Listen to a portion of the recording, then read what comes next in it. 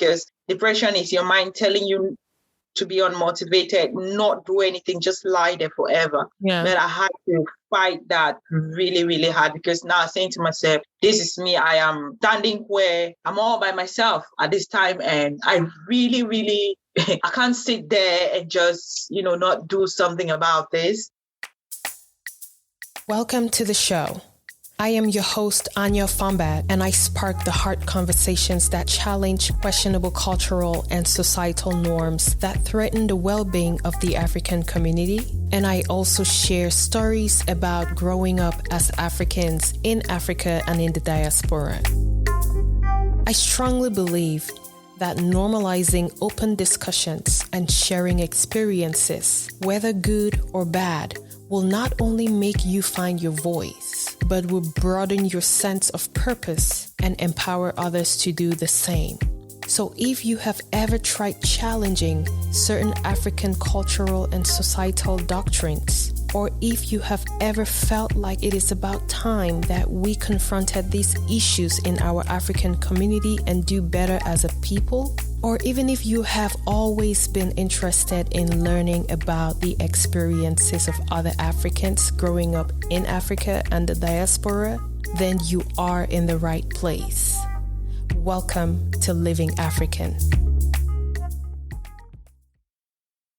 Hello, everyone. Welcome to another episode of Living African podcast. I am Anya, your host, and today we will be talking about mental health. We will definitely continue this conversation as we did in season 1. So I have back here with me Patience Abonge, who was one of my guests in season 1. And we held a conversation last May, I believe, which was Mental Health Awareness Month. And we spoke about her experience with mental illness. And so she's right back to give us some updates on the things that have happened in her life since she last shared her story with us. So I am super glad to have you here, Patience. How are you doing today? Thank you so much for having me on your podcast again. I'm very well. Thank you. Thank you so much. I really appreciate you sharing your story again. The last time you did share your story, it was very empowering to a lot of people. And for those who have not listened to her story, you can go back to one of the earlier episodes in season 1 to listen to it. It was very empowering. And, when you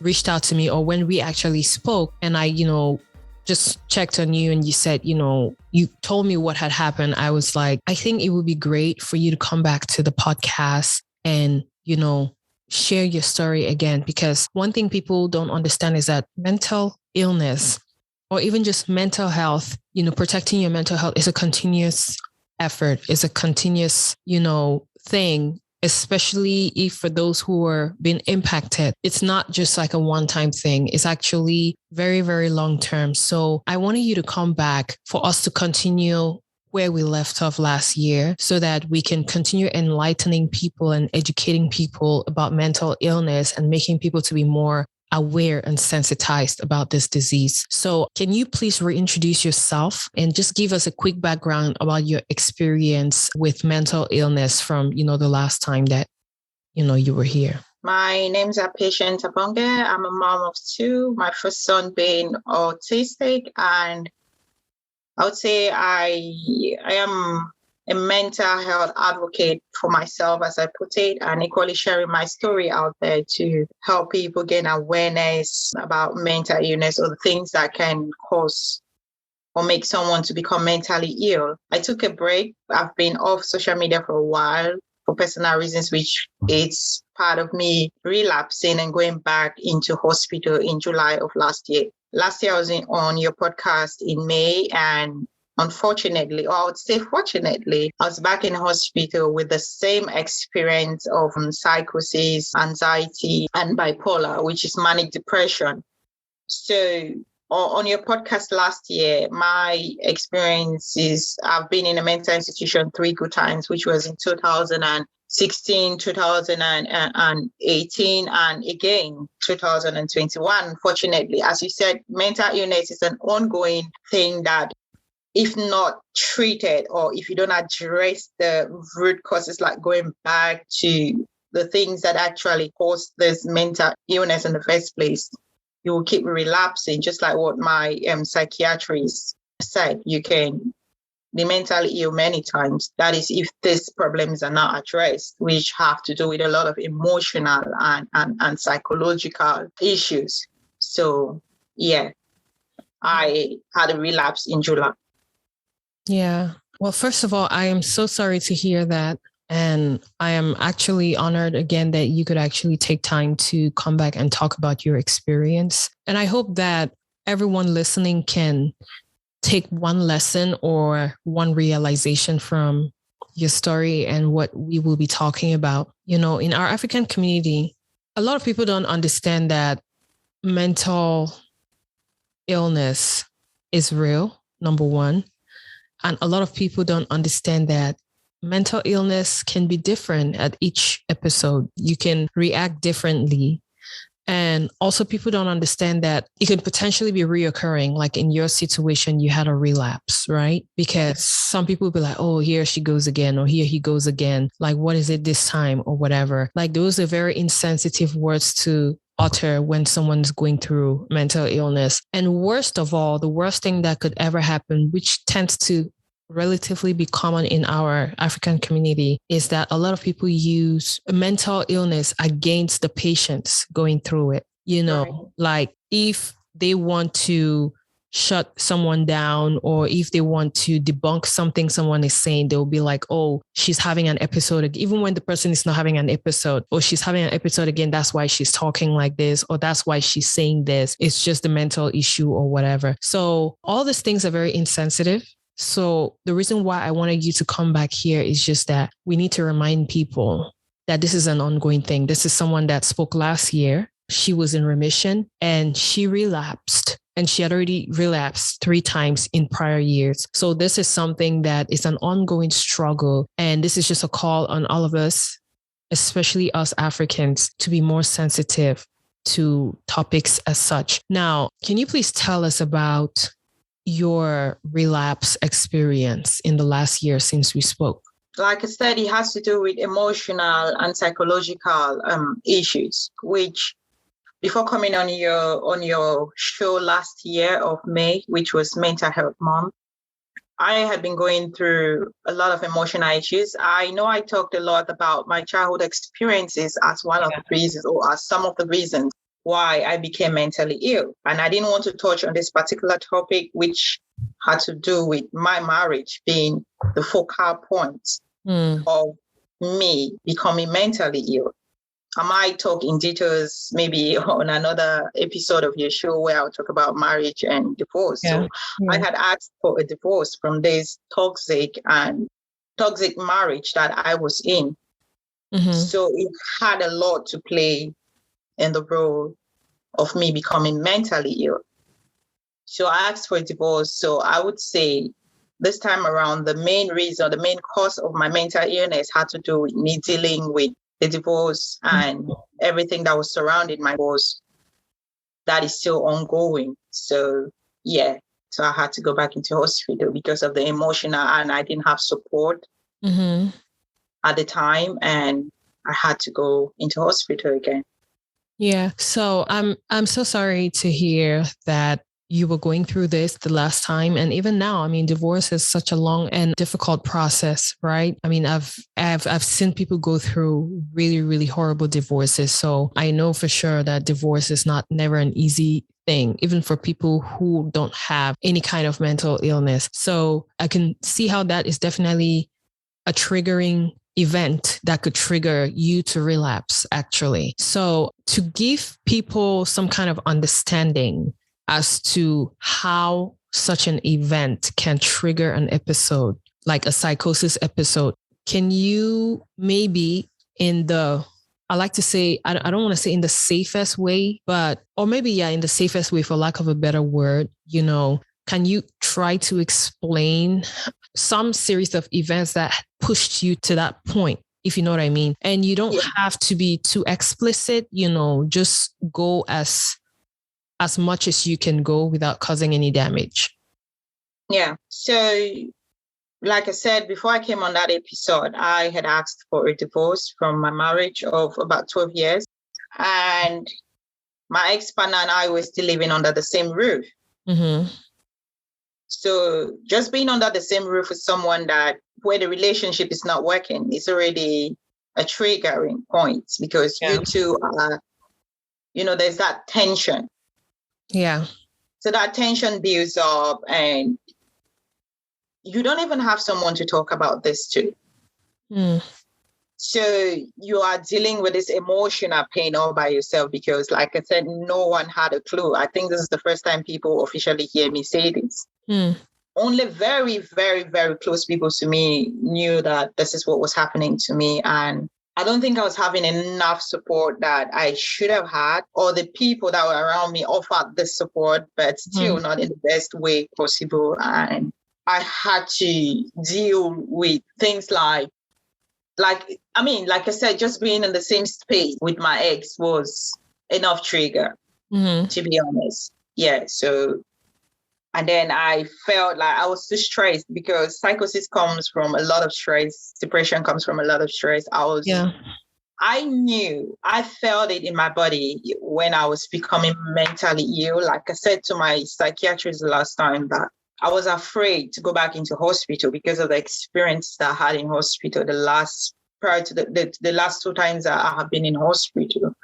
I don't think I like the hospital setting, the experiences that I had in the hospital. I didn't like it. So I was afraid to reach out. Whereas now I know better that when I start feeling too stressed, I can easily reach out to my mental health team to say, this is what I'm going through. This is what I'm going through. And because I didn't reach out on time, I had to go back into hospital because it was too late. I became psychotic again, and then I was back in hospital.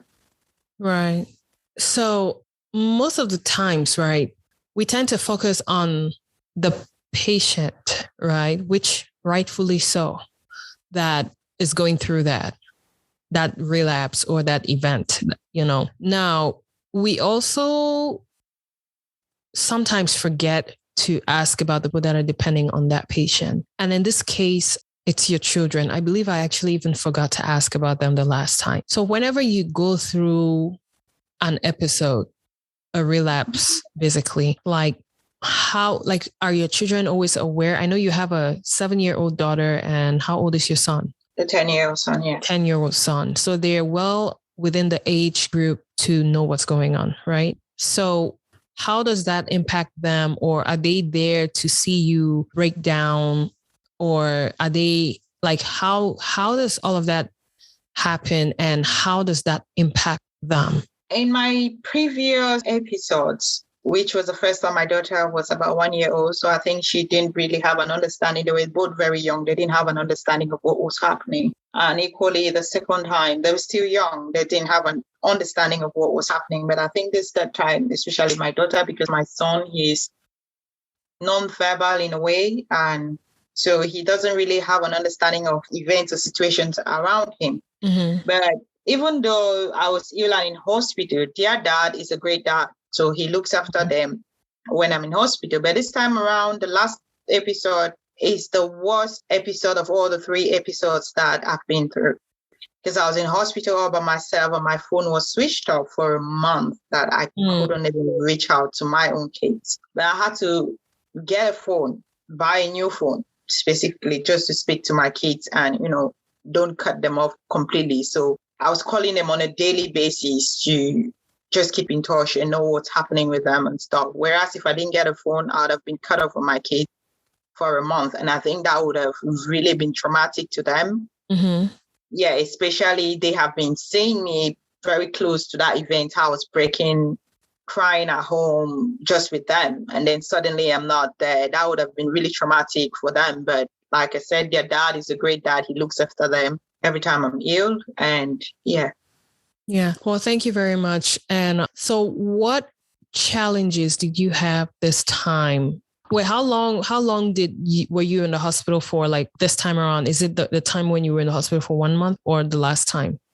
Okay, this is a very, very, very important part I want to talk about when it comes to the duration of your patient being in hospital. Because in our community, we don't know a lot about mental illness and mental health and how the hospital setting works. So you can be in hospital for 72 hours if there's someone who understands that it could be because of a lot of stress. That's why you're in hospital and you feel better. And if your family is there, they can take you out 72 hours or 14 days.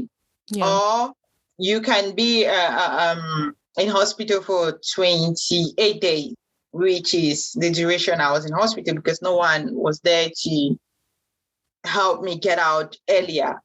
And because I stayed longer in hospital, I became more frustrated and I'll be tranquilized, given these medications, and it keeps me in there longer and makes me even ill, like more ill. So yes, I stayed longer in hospital than I would have loved to. Yeah. Yeah. So when you say no one was there to come get you, is it that, like, because I know sometimes, and I'm guilty of that sometimes, right? Sometimes when I have issues, I tend to not talk to people about them.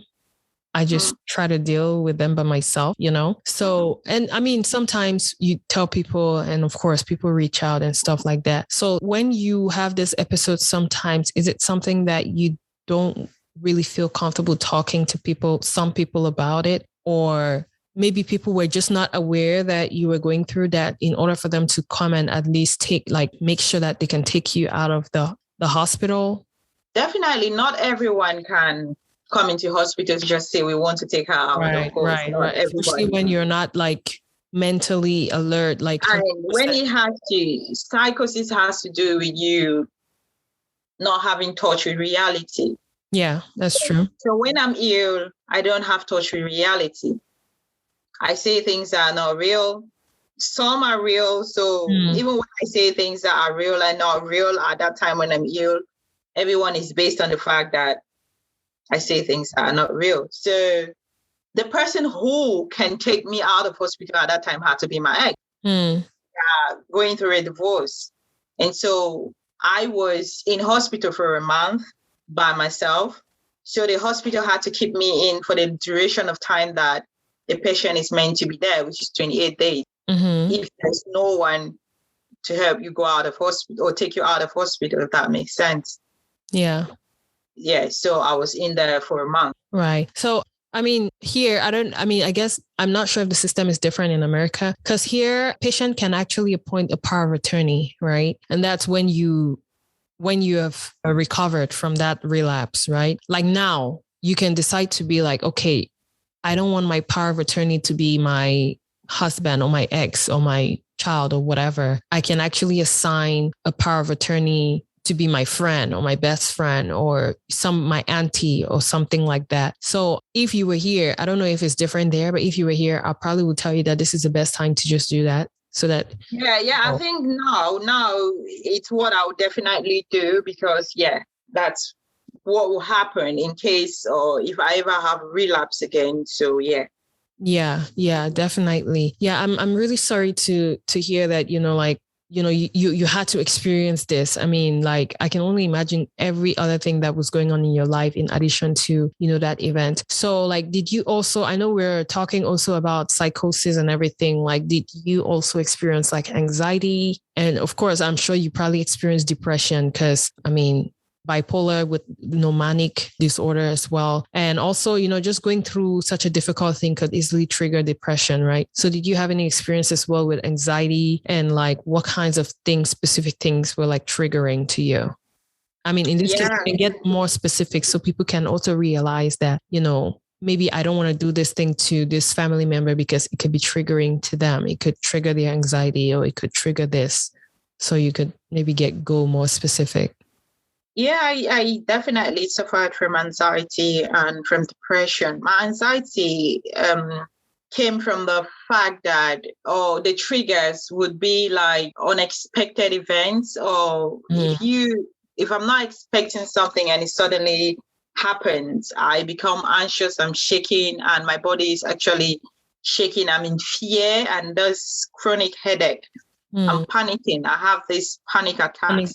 Panic attacks. Yeah. And just having unease in my entire body. Or say suspense, when someone suspends me, especially when a lot is happening in my life, when you have to do with emotional issues and stuff. When you tell me you have to tell me something and then you have to keep it for days, that I can't deal with that, or I couldn't deal with that at the time. And so that really triggered my anxiety as well and everything that I was going through. Mm-hmm. As for the depression, it's definitely because, like I said, stress will lead you to become psychotic, like Mm-hmm. a huge amount of stress, which is what I was going through. Mm-hmm. My depression normally comes after I leave hospital from the previous experiences. And this time around, when I left hospital, or even while I was in hospital, I was in control of my care in hospital. I was in control of the medications as well. Like I told them, I will not take certain medications. I wouldn't take certain medications because they don't go well with me. I've been here 2 times and those medications did not help me. Mm-hmm. And so I could control what I took and equally make them understand that this is working for me, this is not working for me. Mm-hmm. Meanwhile, the first and second time,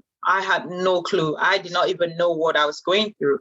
And so I know we know who we are when we are in a very good and happy place. And I came gradually, I started getting, when I left hospital, that was in July, August, September, October, November, I went into a depressive state. When I left hospital, I started skipping every day, just doing things that would make me happy, getting ready because like you said, divorce is something that is very huge, not only for me who was going through mental illness issues, but for anyone. And I've heard a lot of story of people becoming depressed, even when they've never been depressed before going through a divorce. So I was just trying to do those things that would make me happy, which was working at the time. But an event happened that I would not like to talk about here that really, really hit me so hard again. That has to do with my ex. And that hit me so hard that I went into a depression.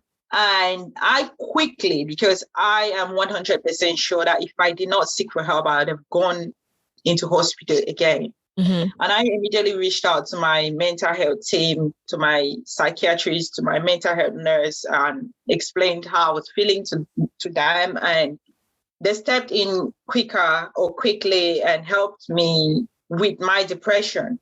Because, and then I had to help myself as well, because it's something I've been through in the past. And I had to use the same tactics that I used in the past. It's very, very difficult. Manic depression is an illness. It's something that is very hard. It has to do with your mind, you telling your mind to do things that it doesn't want to do. It's just like forcing a child to do something that they don't want to do. They'll definitely throw tantrums. And so it's kind of trying to force your mind to do what it doesn't want to do, because depression is your mind telling you to be unmotivated, not do anything, just lie there forever. But I had to fight that really, really hard, because now I'm saying to myself, this is me. I am standing where I'm all by myself at this time. And I really, really, I can't sit there and just, not do something about this, because it will not help me at the end of the day. No one will wake me up from bed. No one is going to knock on my door in the morning to remind me that it's morning. No one. So I just have to get myself up and keep going.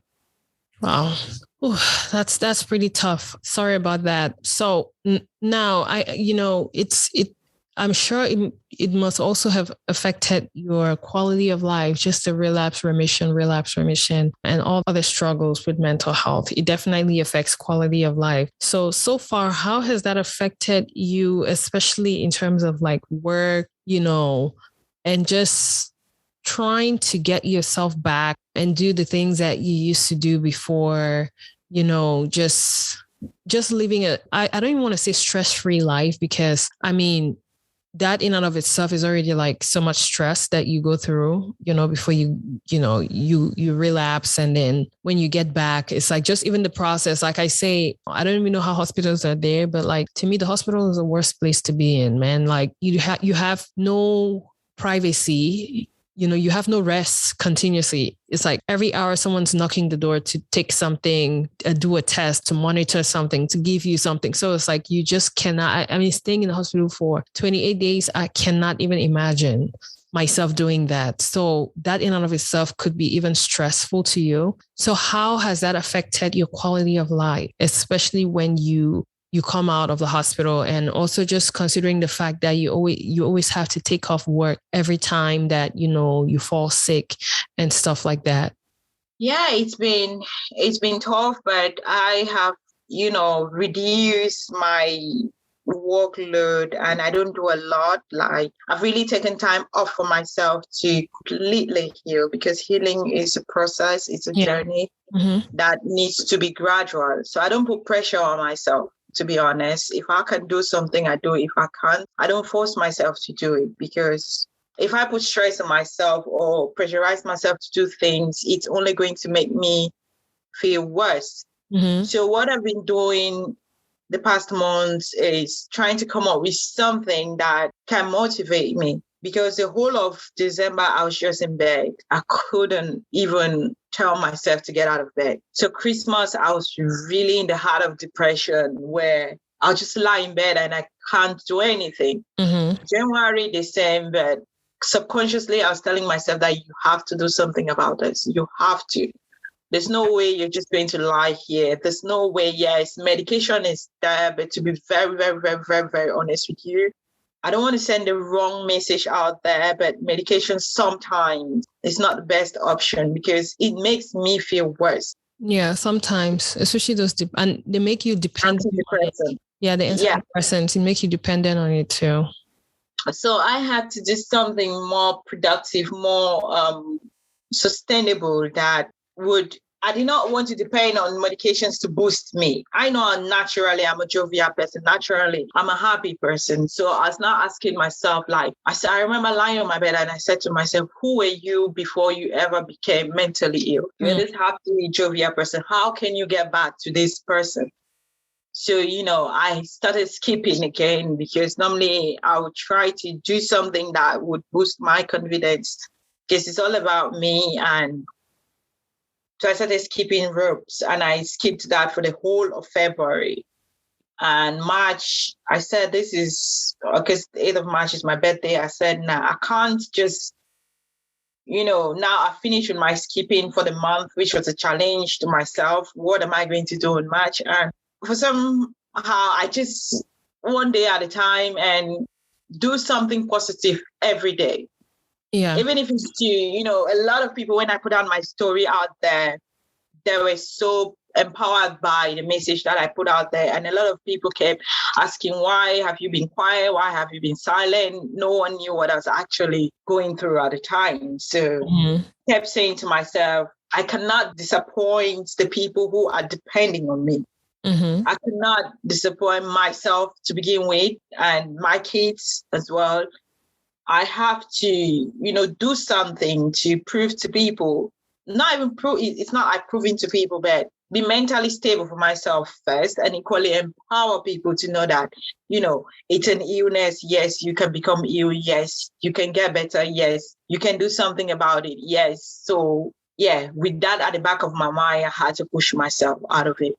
Right, right. Well, that's a good way to look at it. And that's a good way to look at life in general. So I want to applaud you for that and just keep doing what you do. I for one, I always enjoy your videos, your workout and dance videos on social media. I know we've had a conversation in the past because I was like, how do you do those videos? And you were trying to show me, so I think it doesn't only bring you some kind of relief, mental relief, and just refreshes you. It also refreshes us who are looking at you being happy. I really love that Black girl joy just to see my sisters, happy and just living in their truth. And, it's so inspiring. So I just want to encourage you to do that. Sometimes I would imagine it's not easy. I mean, it's never easy all the time, right? Sometimes I just don't feel like recording a podcast episode, but I always remind myself why I started. And it's a passion project for me. And it's something that I want to use my platform to have an impact on our community. And I think that just the short 15-second videos that you make or 30-second videos that you make, believe me, it has an impact. It helps people. It just,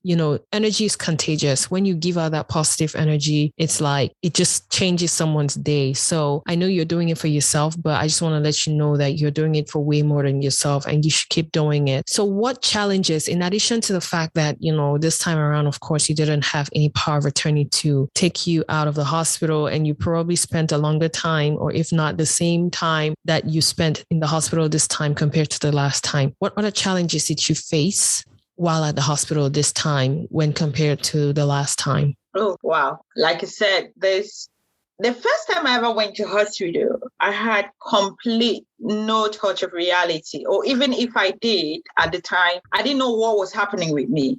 I didn't know what to define what I was going through at the time.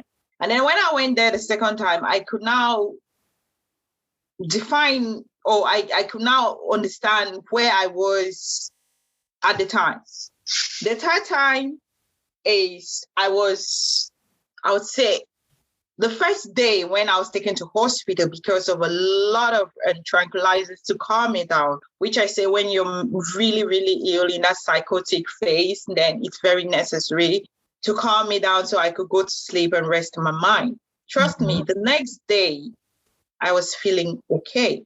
And this nurse was like, this is the first time they've ever had a patient like myself who could quickly pick up themselves. Because the moment when I got to hospital, when the ambulance took me to hospital, I didn't make sense of the environment. I thought it looked like a snack bar to me. But the moment they gave me, I didn't know where I was. But when the next day I had taken the tranquilizers and then I came to reality, and then I looked by the side of my bed, I could see mental health hospital. I already know where I was. I already know this is 28 days of me being here. And at that moment, I said to myself, what will I be doing in here for 28 days? Yeah. Because now, like I said, I had control over my medication. I could tell them I don't want to take these medications because, like I said, some of those medications make you worse. They will make you, from my two experiences, they make me more psychotic than I was for those 28 days. So I lost touch of reality for 28 days. But whereas this time around, the second day, I could already say, okay, this is a hospital. This is 28 days because there's no way I'll prove myself to them that I'm feeling better to leave this place. I was sectioned because I was sectioned for 28 days. So I have to be in hospital for 28 days. And I had to come up with a routine while in hospital. It's a hospital setting that I'm familiar. It was another hospital, but I'm familiar with their routine of how they do things. So I had to have a positive mindset while in hospital because I had to make my day not boring. I had to be of my best behavior because the moment they see that you're showing signs of distress and stuff, they will come and tranquilize you, give you these tranquilizers or this injection. Which unfortunately, because I was so frustrated, a lot was going on in the world. I had my phone, I could see social media, I could see people that honestly, I've learned a lot from my last experience because my community, the same people that I valued as family, I don't want to say anything that will not sound like people have the right to live their lives. Because a friend of mine outrightly asked me to my face, like, so many people, their life, they don't continue because you did mental hospital. Because my expectation of how they should have treated me was too high, I'll put it that way. So yes, she was right in a way to tell me that, and which was a lesson to me to understand that at the end of the day, people have their lives to live. So it's left for me to now do the things for myself that would, help me and help the people who are depending on my story to empower them. So I came up with a routine in hospital, and to be honest, 28 days went by so quick, but I had episodes where I was giving injections even when I didn't need them.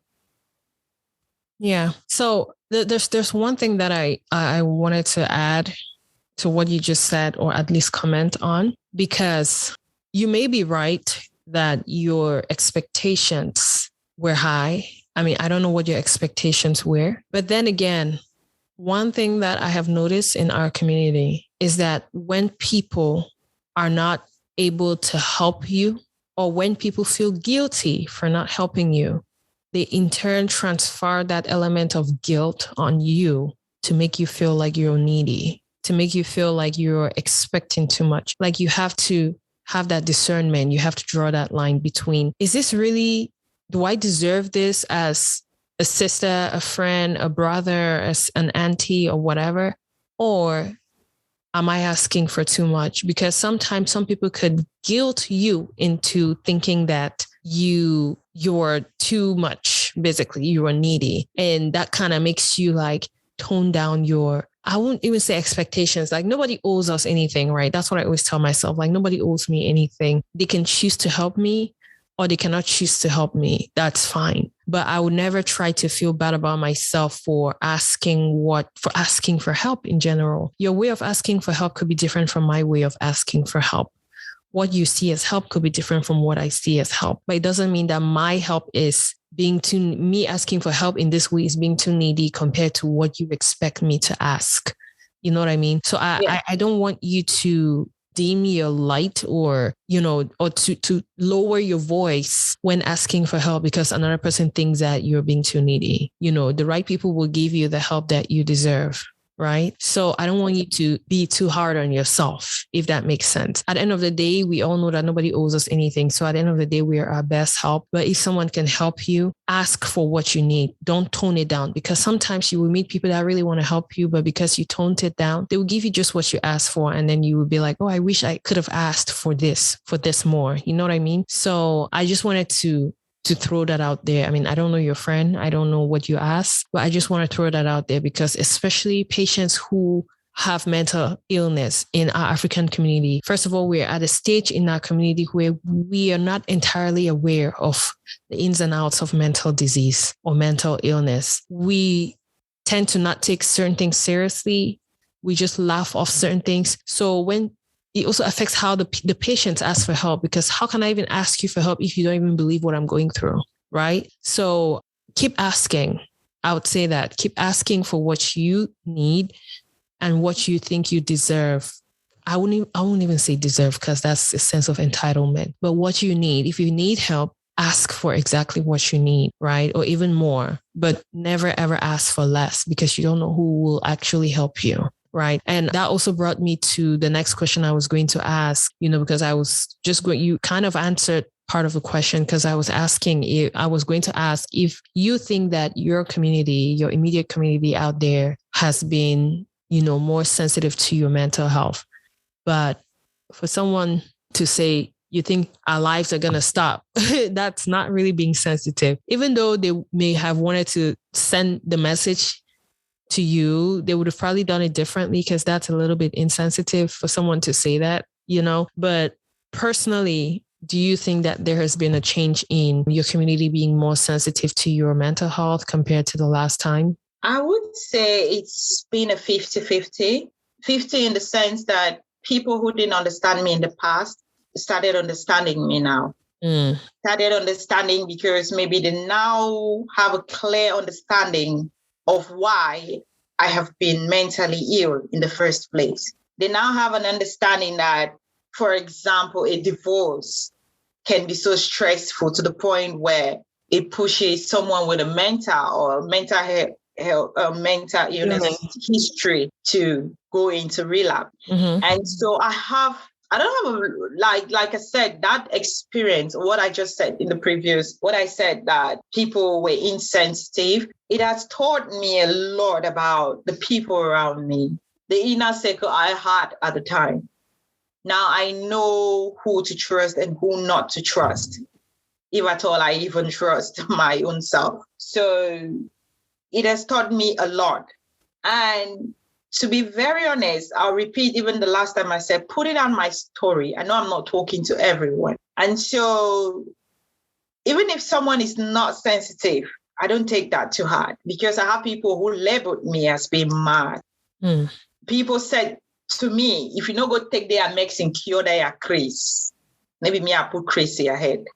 I had people who labeled me or people who said, oh, I know if you go ask, honestly, sorry, we're not only talking to a Cameroonian community, so let me speak in English. And people were like, I can't get something from that girl who had bipolar. And I'm thinking to myself, well, like I said, I'm not talking. This is already telling me that this person is not aware about that word, because if they were aware, they'll not use it to label me in the first place. If you have an understanding, you've just heard the word or you've heard me put it out there on social media and then you use it to label me. So people have been very, very helpful, especially the online community. I must be very honest, because I met new people. I've met people with the same, even especially on my TikTok. To be honest, I love my TikTok community because you meet strange people who don't even know you, people who can relate to your story. They don't judge you on that platform. People just connect to you. So people reaching out and even calling me, talking to strangers. So I've done a lot of talking to a new community of people who understand me. And the people who don't understand me, it's okay. Not everyone is definitely going to understand me. And I've come to that acceptance that if you don't understand me, that's okay. No offense. I would just, gravitate towards the people who understand me, because I think being around the people that understand you would only help you to motivate you and encourage you, because you stay away from negativity and you can only build a positive mindset and move forward. Yeah. Yeah. And, I just want to also point out that, sometimes we tend to speak to one another, especially in the African community, in a very condescending way. Like it's so condescending. Like we have to be more sensitive while talking to people. Like this always keeps bothering me. We have to be more sensitive while talking to people, because just the way we talk to one another can literally send someone into depression immediately, or even into psychosis. Like it's such a stressful way to talk to one another, especially someone that you are well aware that has a mental illness. Like you don't talk to them as if they're less of a human than you are. Please, let's try to do better at talking to one another and showing more empathy to one another's experiences, because it could be you. Mental health has it doesn't pick and choose. Like anybody can be depressed. A traumatic event can hit you from nowhere and put you deep into depression or anxiety or even psychosis. So let's just try to be more sensitive while talking to one another, and of course, mental illness is an ongoing battle. So it's not just a one-time thing, like we both said. So what other things are you doing so far to prevent another relapse and also just to protect your mental health?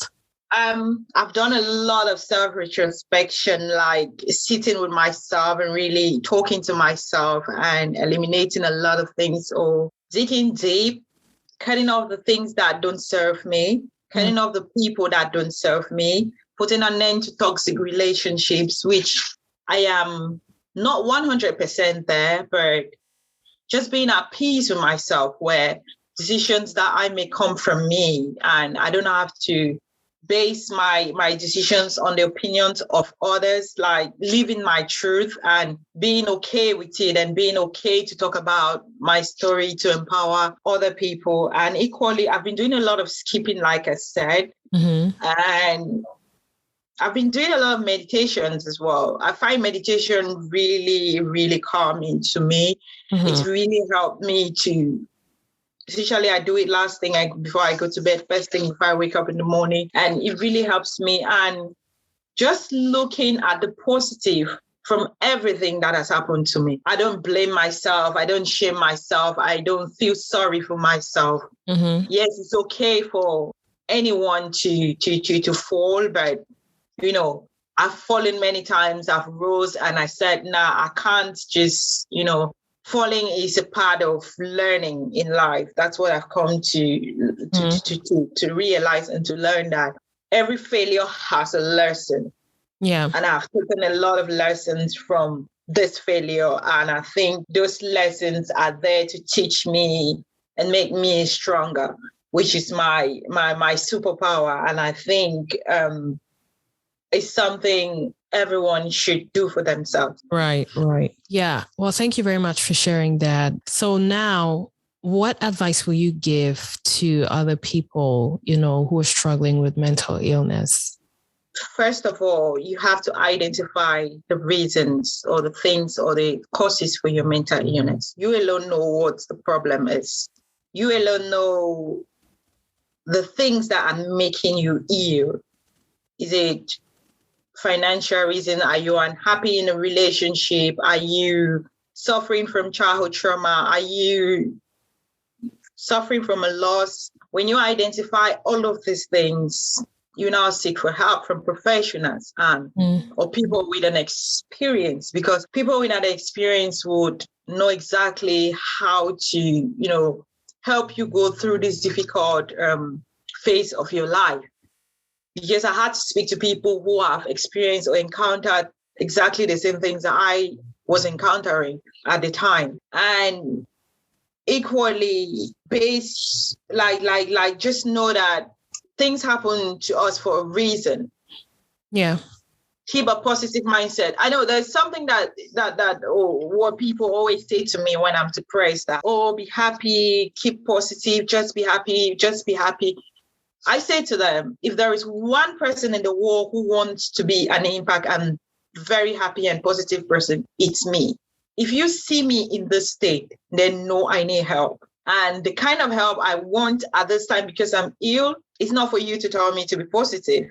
Unfortunately, that's not what I want to hear at the time. If you don't have better words to say, then don't say. Just don't say anything. Mm-hmm. Maybe ask me, how can I help you? How do you want me to help you?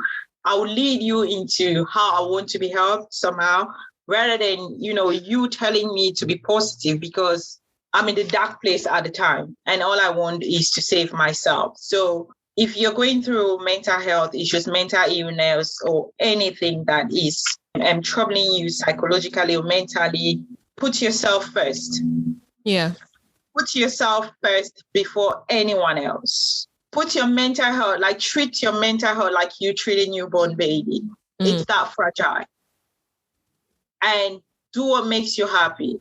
Yeah. Because we've only got one life to live and it's very short. Mm-hmm. Mm-hmm. Do the things that make you happy, because how I keep going on a daily basis is doing whatever makes me happy without having to depend on anyone's opinion. So yeah, just be happy for you, but ask for professional help before it gets worse. Yeah. I'll just say one thing. When I'm depressed, I know I'm depressed. And I know I said to a friend, oh, I'm feeling depressed. Oh, don't say you're depressed. Acknowledging that you have a problem. It's a problem. Is the first step of Finding solving a solution. that problem. Yep. A solution to that problem. Because I know I'm depressed, because I know I'm not feeling myself. What next can I do to feel better? Yes. But our community, when they hear the word depression, they think it's a taboo. Mm-hmm. Oh, don't say you're depressed. Don't call depression upon yourself. When you have a cold, you say, I've got a cold. Yeah. You're not calling it upon yourself. You have it already. You have it. You have it. You're going through this thing. So I have a cold, or I'll go to the pharmacy and get this medication. So I am depressed. I need medication. I need help. I need therapy, because I've been attending therapies as well. Mm-hmm. Coping skills and other trauma-based therapies. So when you know that you're going through these problems, ask for help. That's why I say go to the professionals. Don't take it at the community level, because you can be discouraged by people who tell you, oh, don't say you're depressed. And when people tell you that they're trying to, make you not ask for help in a way, because you think you're not ill, but you are. If you're ill, you're ill. If you're mentally ill, just go out there and ask for help. There's a lot of help out there for us. That's true. That's very true. Thank you so much, Patience. It's always a pleasure speaking with you. You always have this insight, especially firsthand insight to the realities that mental illness patients actually face. I hope that the next time our conversation will be different. We will be talking more about, how you never ever went to relapse anymore. We will be talking about the good things you're doing to empower others to be more aware of mental health, which you're already doing, but we will talk more about that. That's my greatest hope. Here's to wishing you all the best, wishing you the best mental state that you have ever been, wishing you just, the best things in life. Like, I will be watching you on social media. I look forward to that Black girl joy that you always show us. I look forward to all things great health, great bank accounts, great life, just living your best life ever, and moving past the mental illness or mental issues, even though it's an ongoing thing. But I really hope that you win that battle. Thank you for always coming on here to share your story and empower others. I really appreciate it. especially as a member of our African community, not many people have that boldness to step up and speak about their issues because they think people are going to call them crazy. People have called you crazy, but you still chose to talk about your own experience. And so I am eternally grateful. I don't know if you have any last words before we go. I just want to say I am actually very grateful to be here. And honestly, I appreciate you for what you're doing. I've watched some of your podcasts, others I didn't because I was really in a bad mental state. But hopefully this year is a new year for greater things for all of us. And equally that you use your platform to empower many other people to share their stories so that we can build a better community, because we need these stories out there to empower people, not just to throw our dirty linens in the public as Africans might want to perceive it. But I think telling these stories as it's actually empowering, because I watched other people's stories. I get inspiration from listening to other people, what they've been through, how they've overcome these issues. Because the more we speak about it, people relate to, this is someone in my community, she's been through this and she's been able to, go past this issue. This is what she did and this is how it helped her, rather than listening to someone maybe with a big following, someone who has made it in life. You might think, oh, I don't think this is true. But if it's someone in your community, just someone basic like yourself, then, you're helping to make a difference in the life of that person. And that's my wish for you. And I equally wish that for myself, to empower many more people with my story. So I wish myself good health to be in that best mental state to do that. Thank you. Thank you so much, dear. I really appreciate those words and I wish you all the best. And I will see you around on the next episode. Bye. Bye.